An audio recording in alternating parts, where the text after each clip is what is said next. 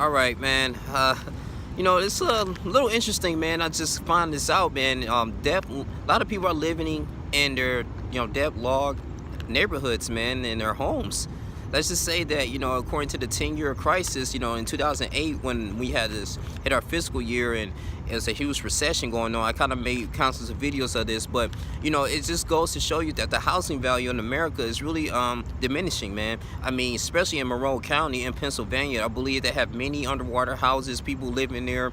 On average, Americans paying at least $1,100, $1,134 specifically to keep up with the upkeep, man, of their houses. And I just want to say is this too, is that foreclosure now starting occurring, and then it was just a 66-year-old which is now be able to retire, but he's trying to still scraping by and using their money for equity to keep up with the housing market.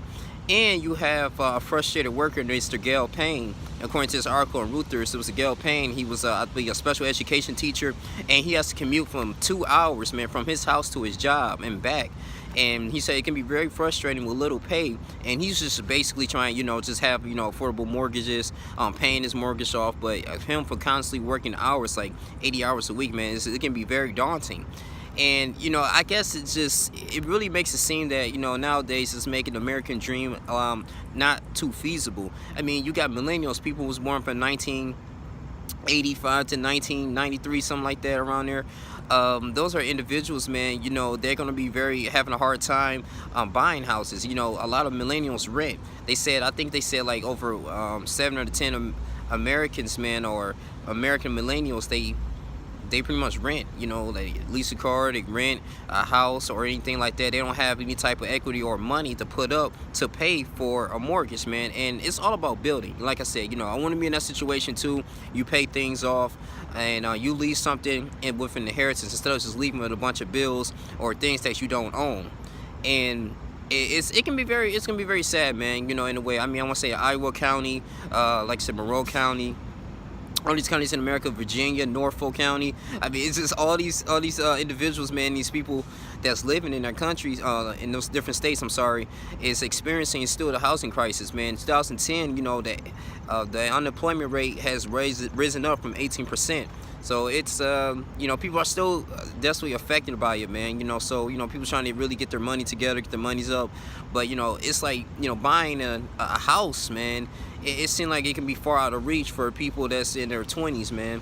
And, it's all about, too, like, people just in debt, too, student loans debt. It can be many factors, mismanaging their money, not having a decent job. They have to work long hours, and then they have to factor into their other expenses. It can be, gas, car, insurance, different things like that, tickets, all kinds of things that kind of eliminate you from achieving the American dream. So, we just have these artificial things, written things, and that we can't pass on. So, I mean, a lot of millennials, according to statistics, they do eventually feel like, okay, I will own a house one day, but it's going to be maybe later on in life, in their 30s or something. But I just want to find it interesting, man, because in the 1990s, man, they said like 36% people in their 20s were owning houses, man. They was actually buying land.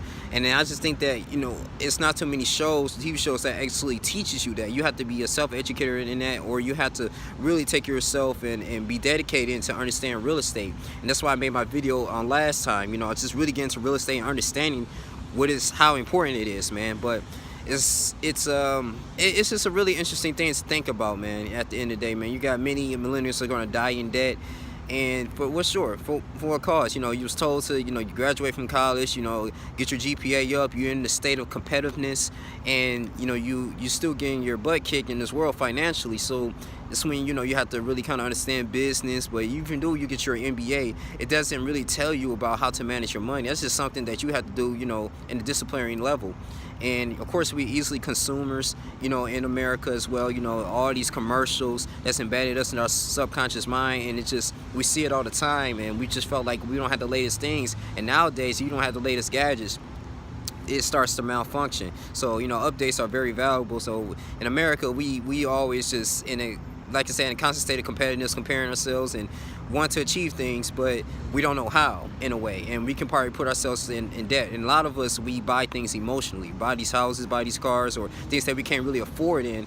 And you got people that has the ability to buy a house, right? They buy it, but then next, you know, gets the life experiences, they move on out, and then all that money and the rent they paid over time, it just diminishes, and they can use that money to start things, you know, to leave for inheritance. So it's all kinds of ways, man. I think I want to say the Generation X, they kind of suffer this from as well.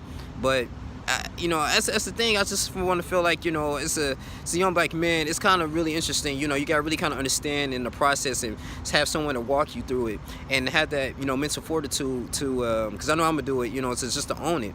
You know, instead of just having something temporary, just to say you have it. But and also to maybe to attain it. But I just want to share this video, man. It's just really kind of just daunting, man. You know, you still got millions of Americans, man.